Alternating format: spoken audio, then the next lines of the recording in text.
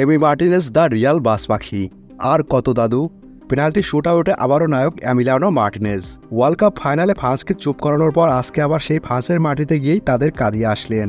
ম্যাচের শুরু থেকে এমি মার্টিনেজকে বু দিয়ে এসেছে ফ্রান্সের ক্লাব লিলের সমর্থকরা। যখনই এমির পায়ে বল গেছে তখনই বু দিয়েছে। এমনকি ম্যাচ শুরুর আগে তাকে জাতীয় শত্রু হিসাবে ঘোষণা করে। কিন্তু এমি চুপ ছিলেন, কুল ছিলেন, সময় মতো এসে বিস্ফোরণ ঘটালেন।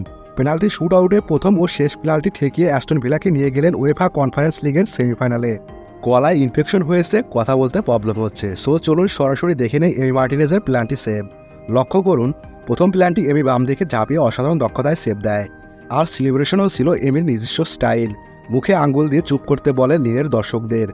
আর এতে পাগলা রেফারি খেপে গিয়ে তাকে বিতর্কিত হলুদ কার্ড দেখায়। এমি ম্যাচ চলাকালীনও একটা হলুদ কার্ড পেয়েছিলেন। সো অনেকেই ভাবতে পারেন দুইটা হলুদ কার্ড পেয়েও কেন এমি মার্টিনেজ লাল কার্ড পাননি। কারণটা হচ্ছে ম্যাচ প্ল্যানটি শুট আউটে গেলে আগের হলুদ কার্ড অটোমেটিক ভ্যানিশ হয়ে যায়। এরপরে লিলের গোলকিপারও একটা প্ল্যানটি ঠেকিয়ে দেন, ফলে ম্যাচ 4-4 অবস্থা। তখন শেষ প্ল্যানটি এমিকে ঠেকাতেই হবে অ্যাস্টন ভিলাকে জয় পেতে হলে। এমন পরিস্থিতিতে শেষ প্ল্যানটিটাও ঠেকিয়ে দেন এমি মার্টিনেজ। লক্ষ্য করুন, 2020 কমিউনিটি শিল্ডের ম্যাচে লিভারপুলের বিপক্ষে, 21 কোপা আমেরিকা কলম্বিয়ার বিপক্ষে, বিশ্বকাপে নেদারল্যান্ড ও ফ্রান্সের বিপক্ষে। আজ আবার লিলের বিপক্ষে গুরুত্বপূর্ণ সব ম্যাচে প্ল্যানটি ঠেকিয়ে একাই দলকে জয়ের বন্দরে পৌঁছে দেন এমি মার্টিনেজ। পেনাল্টি ঠেকানোতে এই মুহূর্তে ফুটবল বিশ্বে এমির ধারে কাছে কেউ নেই। সো তাকে বাস পাখি বলবো না তো আর কাকে। চীনের দুঃখ হোয়াংহো নদী, আর ফ্রান্স ফুটবল ফ্যান্সদের দুঃখ এমি মার্টিনেজ দ্য রিয়াল বাস পাখি। Even when you feel low, you can still go. Even when you feel slow, you can still go.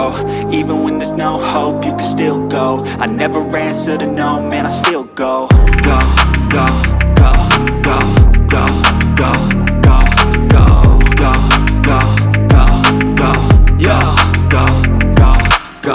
আপনার মন্তব্য কমেন্ট বক্সে জানান। সাবস্ক্রাইব, লাইক, ফলো দিয়ে সাথে থাকবেন। ধন্যবাদ সবাইকে।